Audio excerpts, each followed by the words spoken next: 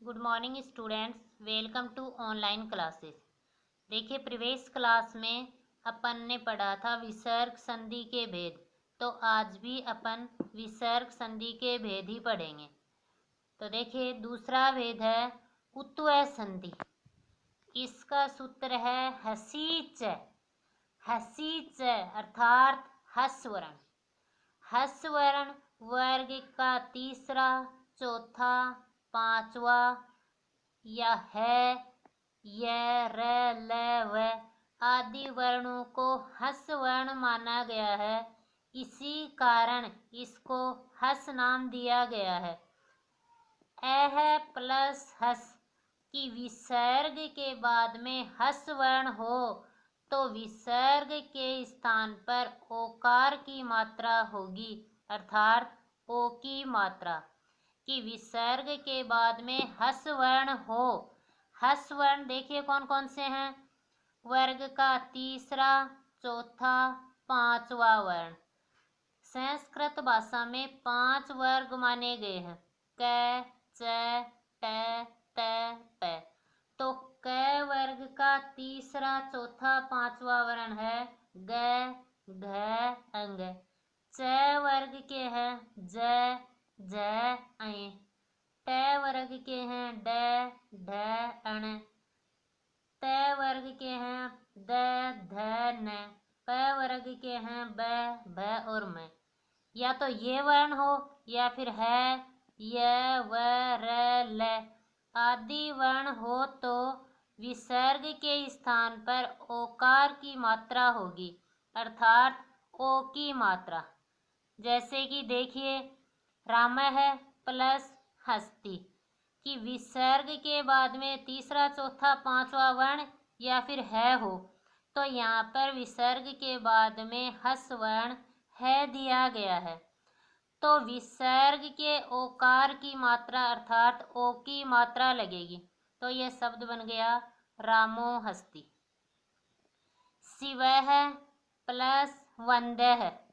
शिवः विसर्ग के बाद में व वर्ण है तो विसर्ग के ओकार की मात्रा लगेगी। तो यह शब्द बनेगा शिवो वंदः।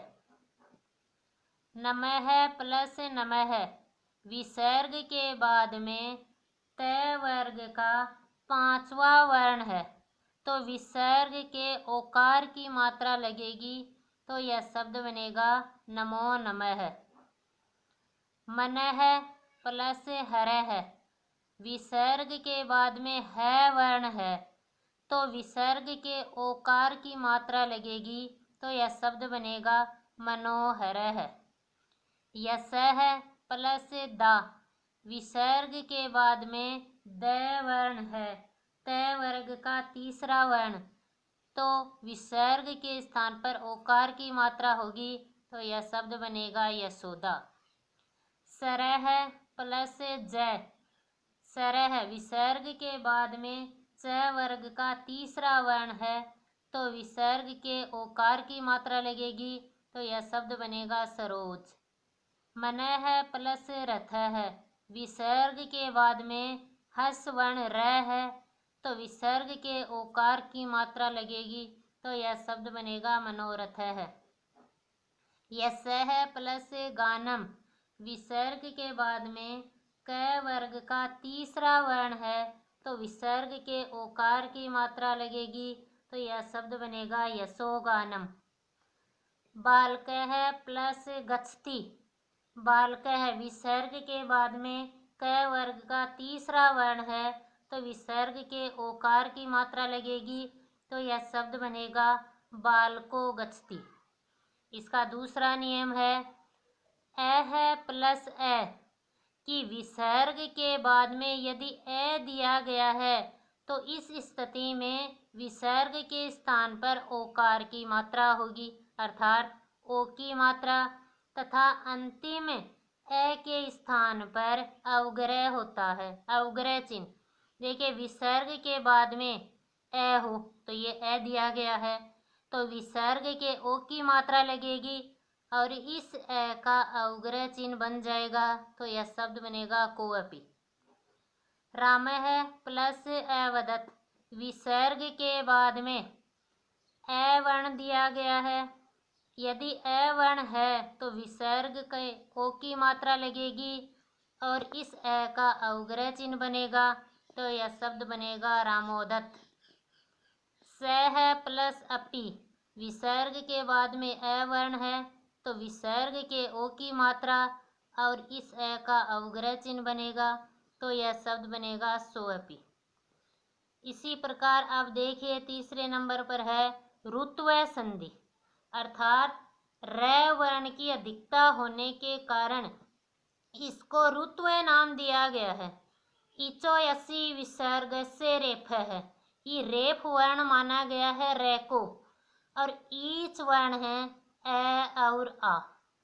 ए और आ को ईच वर्ण माना गया है कि ए या आ को छोड़कर अन्य स्वर हो और विसर्ग के सामने अस स्वर एवं व्यंजन होने पर विसर्ग के स्थान पर रेफ आदेश होगा, अर्थात रे का प्रयोग होगा कि ईच वर्ण विसर्ग से पहले ईच वर्ण को छोड़कर अन्य स्वर हो। ईच वर्ण माना गया है ए या आ को, तो ए या आ को छोड़कर अन्य स्वर हो और विसर्ग के सामने कोई भी स्वर या व्यंजन हो तो विसर्ग का रे बनेगा।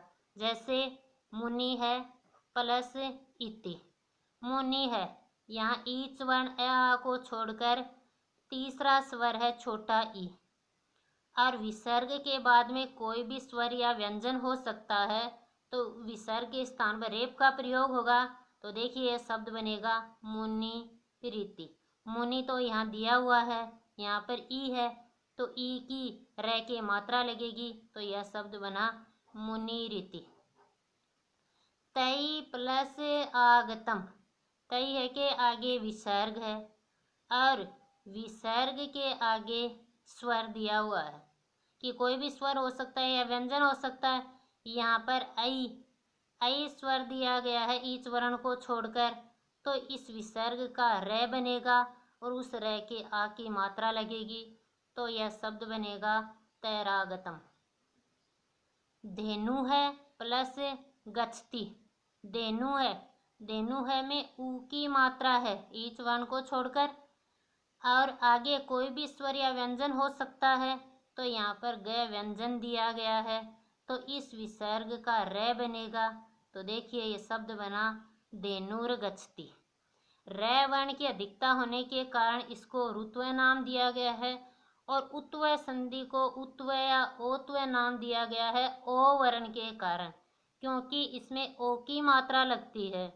तो अब देखिए विसर्ग का लोप या फिर लोप संधि, लोप संधि अर्थात विसर्गों का हट जाना। यदि विसर्ग से पहले आ की मात्रा हो, कि विसर्ग है उससे पहले सिर्फ आ की मात्रा हो और विसर्ग के बाद में स्वर या व्यंजन होने पर विसर्ग का लोप हो जाता है, कि विसर्ग से पहले तो आ की मात्रा हो और विसर्ग के बाद में कोई भी स्वर या व्यंजन हो तो विसर्गों का लोप हो जाएगा, अर्थात विसर्ग हट जाएगा और ये शब्द सेम लिखा जाएगा। जैसे कि देखिए बाला है प्लस अत्र, बाला है विसर्ग के पहले आ की मात्रा है और विसर्ग के बाद में कोई भी स्वर या व्यंजन हो सकता है, तो यहाँ पर ए स्वर है तो विसर्ग हट जाएगा, यह शब्द बनेगा बाला अत्र। ता है प्लस गच्छन्ति, ता है में भी आ स्वर है, विसर्ग के पहले आ स्वर है और विसर्ग के बाद में कोई भी स्वर या व्यंजन हो सकता है, तो यहाँ पर ग व्यंजन दिया गया है तो विसर्ग हट जाएगा, यह शब्द बनेगा ता गच्छन्ति। बाला है प्लस हसन्ति, बाला है विसर्ग के पहले आ स्वर है और विसर्ग के बाद में है व्यंजन है तो विसर्ग का लोप हो जाएगा, तो यह शब्द बनेगा बाला हसन्ति। इसी कारण इसको लोप संधि नाम दिया गया। लोप अर्थात विसर्गों का लोप हो जाना या हट जाना, थैंक्स।